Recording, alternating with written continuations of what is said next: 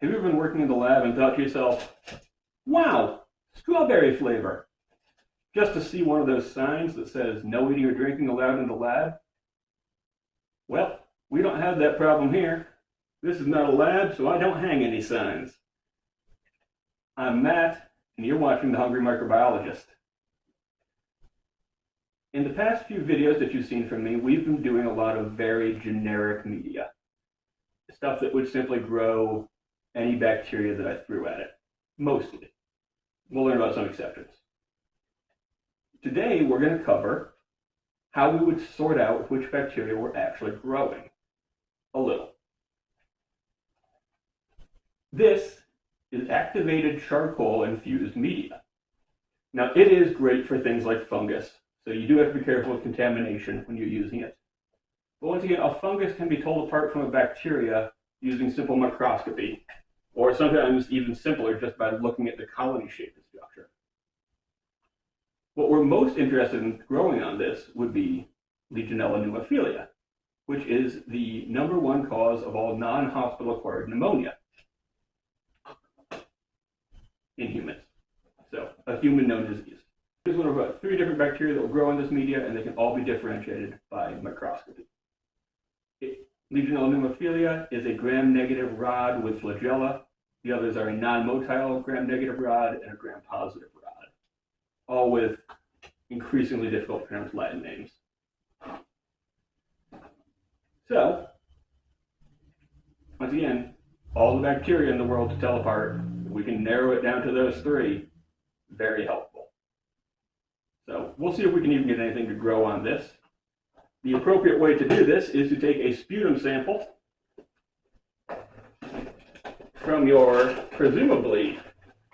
patient who presumably already has pneumonia. I do not, which is why I don't know if we'll actually get anything to grow. And put it on the culture to grow. Let's see what makes me gag worse. Taking my own sputum sample or eating activated charcoal, because I know this one is not chocolate flavored. I've had activated charcoal from other sources, and this is going to be a rough one. That's why we're doing it first, to get it out of the way. We'll cover our strawberry flavored friend here in a second. So, best way to get a sputum sample. All right. Rate that a 7 out of 10 gagging.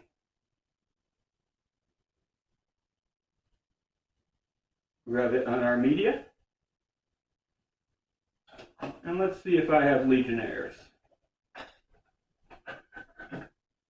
Now, to answer your question of how does it taste?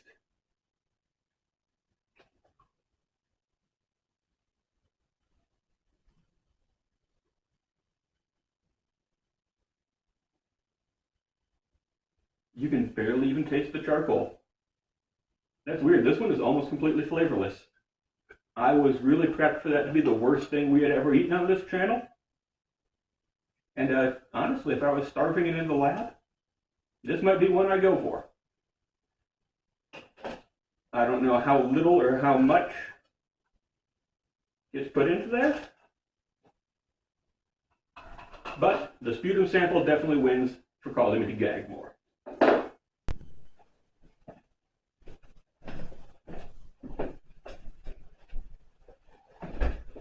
And my camera just died. This thing is turning out to be a total piece of trash.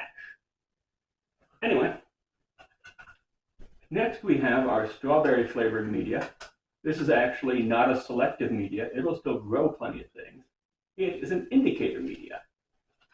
The indicator is this red color, and it is actually 5% sheep's blood. What we're looking for here is the presence of hemolytic bacteria, or bacteria that will break apart blood cells. This is common with things like strep throat. What we'll be looking for is a hemolytic streptococcus bacteria. We'll grow them all, but anything hemolytic will break down the red blood cells in the media, allowing us to know that we have a sample of a certain disease-causing pathogen. So, Gag test round 2, strep throat test. Once again, I'm going to be taking one of these sterile swabs.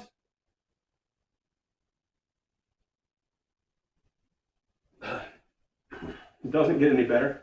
Still 7 out of 10 on the gagging scale.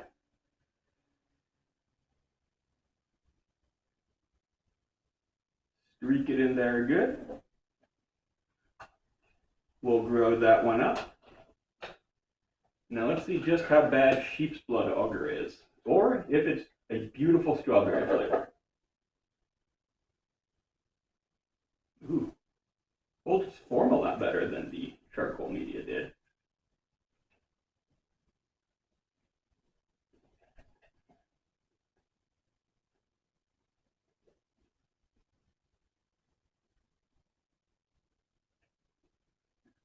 Well, oh, it's got an aftertaste. Okay. You can taste the blood. Very strong irony vibes coming off this one.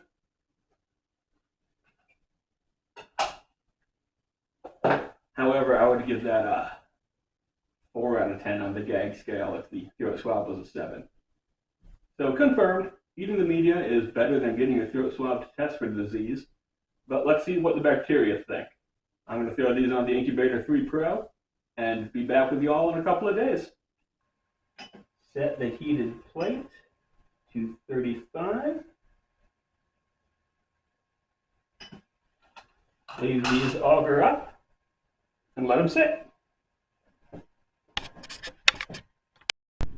Alrighty, that's been the weekend. Let's see how we did.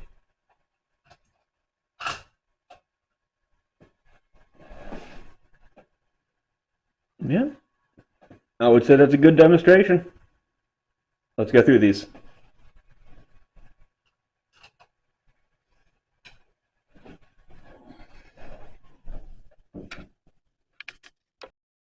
All right, everybody, welcome back. This is actually a long time after that initial weekend shot that I showed you. Footage was terrible. But while they were sitting in my trash can, really cool new things grew, so not all was a total loss. I'll be showing you some pretty sweet pictures. But first, our main results. The blood auger, as you saw in the initial shot, has grown a massive assortment of bacteria. However, none of it has begun to eat into any of the actual red coloring. I said that red coloring comes from 5% sheep's blood. The way that you would break that down is with a hemolytic agent produced by the bacteria. If I run into anyone with strep throat in the next couple of weeks while I still have the sterile plates in my fridge, I'll try and show you guys what that looks like. But unfortunately, there's no way for me to do that without finding a sick person. The plate I ate off with the fork has also grown something pretty interesting, which is just worth note to show that that will grow all kinds of different bacteria. We've got these yellow ones, we've got these smudgy ones, and we've got some fungus on there as well, the white fuzzy ones. The charcoal auger that I showed you, it did not grow anything. This is because I do not have Legionella pneumonia. Being one of the very few bacteria that would actually grow on here using proper sterile technique, we did not get anything to grow. That's good.